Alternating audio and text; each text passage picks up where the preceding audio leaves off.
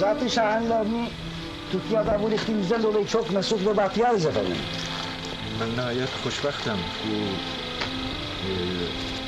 arzuyu birine kibarım bir muvaffak oldum. Bu görüntüyü hatırlayanlar olacaktır. 1934 yılında Türkiye'yi ziyarete gelen İran Şahı Rıza Pehlevi, Cumhurbaşkanı Gazi Mustafa Kemal'le konuşuyor. Malik olmuş bulunuyoruz. Sinema Genel Müdürlüğü arşivine ait olan bu sesli film, bundan birkaç yıl önce restore edilerek temizlendi ve Atatürk'ün sesinin en net duyulduğu film olarak dijital platformlarda hızla yayıldı. Çok teşekkürler. Çok teşekkür ederim. Salam olsun aziz ve böyük Türk milletim. Size salam olsun MCTV izleyicilerimize, salam olsun Mustafa Bey size ve bütün Türk dünyasına. Demek bu günleri bildiğiniz gibi ben hem strateji araştırmacıyım hem tarih araştırmacıyım, Türk tarihini. Bu günleri Zəngəzur yolunun asıl ismi ve o adamın hakkını vermeyi bütün Türklere bildirmek istedim. Ve biz bütün Türkler bugündən olarak Zəngəzur yolunun asıl hakkı kimdir onu demeliyik. Demek 1933. ildə Türkiye Azerbaycan arasında sınır yok idi. 33. ile kimi. Ve Gazi Mustafa Kemal Atatürk İran'la sınır anlaşmasından sonra Şah Pəhləvini Türkiye Cumhuriyeti'ne misafir davet etti. 1934. yılda. Ve Şah Pəhləvini de çok güzel ağırladı ve Ankara'da Şam yemeğinde Gazi Mustafa Kemal Atatürk Şah'tan yemek esasında yani masa arkasındaca dedi Şah Hazretleri sizden bir ricam var. Bizim Naxçıvanda olan Azeri Türkler qohumlarımız ve akrabalarımızdır. Bir soyumuzdur. Bizim onlarla sınırımız yoktur.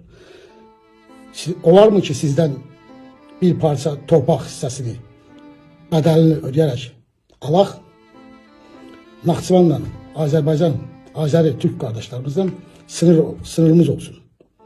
Şah da demiş ki olur mu? Ne bedel? Hiçbir para lazım değil. Ve masadaca hemen bugünkü Türkiye-Naxçıvan arasında mesafəni, sınırımızı 13 kilometre torpağın tabusunu imzalayarak ve cibinden Gazi Mustafa Kemal Atatürk öz maaşının parasını çıxarıb ödəyərək, hatta Şah buna demişti ki para ne lazım? Demişti yok. Bu lazımdı. Öz parasını ödəyərək tabusunu yani kupçasını o torpağın alarak sonradan devlete vermişti. Bu günler için. Ve soruşmuştular demişti ki bizim gelecekte Sovyetler Birliği 50 yıl 60 yıl ne varsa dağılacaksa da bizim Türk dünyasına, Azerbaycan Türklerine qovuşmağımızın karayoldan yoludur ve gelecekte de Azerbaycan üzerinden Türkistan bölgesine, Türk dünyasına birleşməyimizdir. Yani Turan məfkurəsidir. Ve o yol bu günləri trip deyirlər, Trump yolu deyirlər, ne deyirlər, ne zibil deyirlər. Bunlar hamısı boş şeydir. Zəngəzur yolunun adı biz Türkler, devlet memurları da, Türkler de Atatürk yolu deməliyik. Onlar deyirlər Trump yolu, kiminsə yolu. Trump yolu yok. Bizim için, Türk dünyası için, bütün Türk devletleri Atatürk yolu demeli. Onun hakkını vermeliyiz biz. Onun uzak görenliği, dahili stratejisi bu günler içindir. Eğer zamanında Gazi Mustafa Kemal, Marşal Atatürk o torpağı almasaydı, bugünkü güne kimi bizim ne Türkiye Cumhuriyeti'nden kara sınırımız olardı, torpak sınırımız, hem de orada Ruslar olacaktı. Hem de İran arazisiydi. Onlar da işte bu yola bir şey vermeyecekler.